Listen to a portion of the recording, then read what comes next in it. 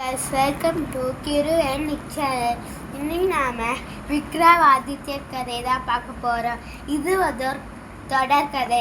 அதனால் வாரத்துக்கு ஒரு பகுதி போடுற இந்த வாரத்தோட பகுதியை பார்க்கலாம் வாங்க. போன வாரம் நம்ம என்ன பார்த்தோம்னா, சந்திரவாணன் அப்படின்ற ஒரு அந்தணன் ஒரு நல்ல குருவை தேடி அவர்கிட்ட எல்லா கலைகளிலும் தேர்ச்சி பெற்றார். அதோட தொடர்ச்சியை இந்த வாரம் காணலாம் வாங்க. இரவு பகல் பாராது முனிவர் சொன்ன வார்த்தை தப்பாமல் சந்திரவர்ணம் எல்லா வித்தைகளிலும் தேர்ச்சி பெற்றான். முனிவர், சந்திரவாணனே, நீ எல்லா கலைகளிலும் தேர்ச்சி பெற்று விட்டால் இனிமே கற்க வேண்டியது ஒன்றுமே இல்லை. உன் நாட்டிற்கு சென்று திருமணம் செய்து வாழ்வாயாக. என் சாபம் தீர்ந்து விட்டது. நான் தேவர் உலகம் செல்கிறேன் என்றான். சந்திரவாணன் தன் நகரம் நோக்கி சென்று கொண்டிருக்கும்போது கன்னியாபுரி என்ற நகரத்தில் இளைப்பாற்றுவதற்காக ஒரு வீட்டு திண்ணையில் படுத்து தூங்கிவிட்டான்.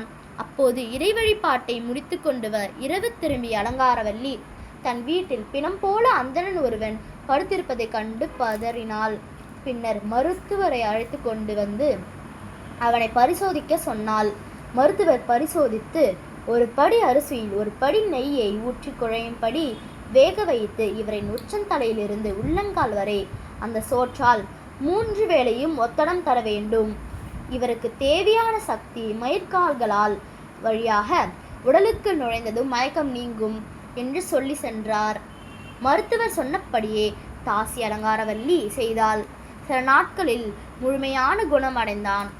அந்தணனோ கண் விழித்தவுடன் அங்கிருந்து புறப்பட்டான். அப்போது அலங்காரவல்லி, உம்மை 3 நாட்கள் இரவு பகல் கண் விழித்து காப்பாற்றினேன்.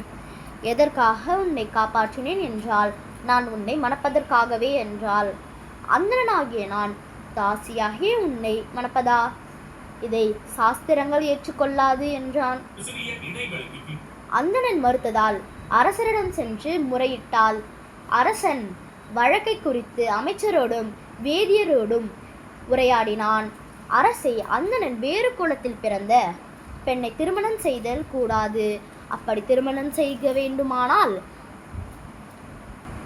அந்தண, சத்திரிய, வைசிய, சூத்திர குலத்தில் பிறந்த 4 பெண்களையும் ஒரே முகூர்த்தத்தில் திருமணம் செய்து கொள்ள வேண்டும் என்றான் அரசன்.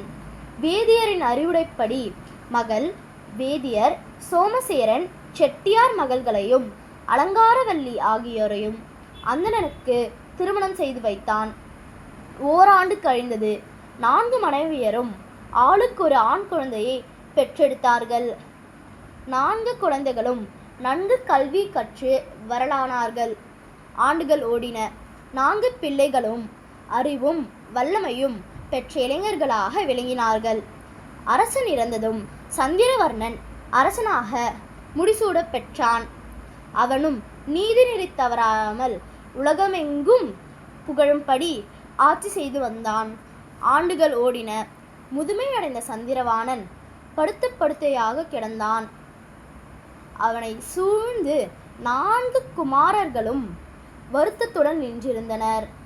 அப்போது சந்திரவாணன் அலங்காரவல்லி வயிற்றில் பிறந்த பர்த்திகிரியை அருகில் அழைத்து, மக்களே, அலங்காரவல்லியால் தான் நான் மற்ற 3வரையும் என் மனைவியாராக பெற்றேன்.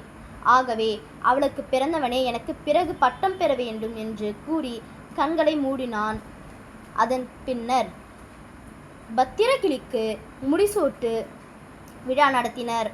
அவனுக்கு துணையாக விக்ரமாதித்தனையும் பட்டினியும் இருக்க செய்து தவம் செய்ய வல்லபரிஷி காட்டுக்கு சென்றான். பாய் guys, please like and subscribe.